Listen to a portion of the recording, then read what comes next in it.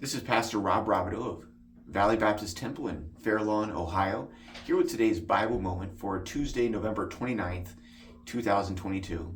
Today I want to look in the book of Chronicles, chapter 10, in verse 7. And here we see the story of Saul's defeat and Saul's death. And there's just a phrase here I'd like to bring out. It says, "And when all the men of Israel that were in the valley saw that they fled, and that Saul and his sons were dead, then they forsook their cities and fled, and the Philistines came and dwelt in them." We understand who Saul was. Saul, the first leader of Israel, earthly leader. We know that it was a theocracy and God led it. But Saul was a man that was looked up to and revered as the epitome of a leader. He looked like a leader. He was chosen because he was goodly, because he was tall. And God had given him this position of authority, and he had misused it, we understand. But this leader had now passed away. This leader had died in battle. And what was the people's reaction?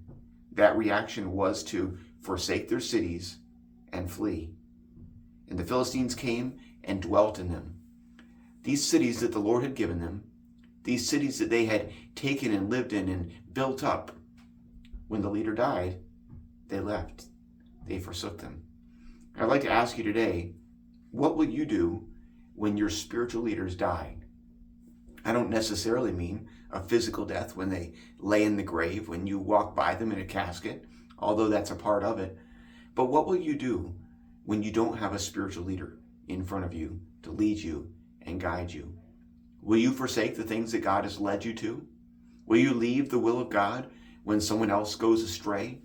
Nowadays, we see spiritual leaders in the way that we didn't always in the past. In our society, where there's media everywhere and people are open and able and willing to talk about different things that happen, we see spiritual leaders fall on a regular basis. And it's painful and it's difficult. But they are men. They are not the ones that led us to serve the Lord. They're not the ones whose will we are doing when we serve the Lord. When Saul died, those people shouldn't have left their cities. And when our leaders die, maybe it's morally or spiritually, maybe it's physically, when an older man who pastored us for many years or helped us through different trials and difficulties passes off the scene, what will you do? Will you forsake the cities? Will you forsake the will of God? Let it not be so. That's today's Bible moment.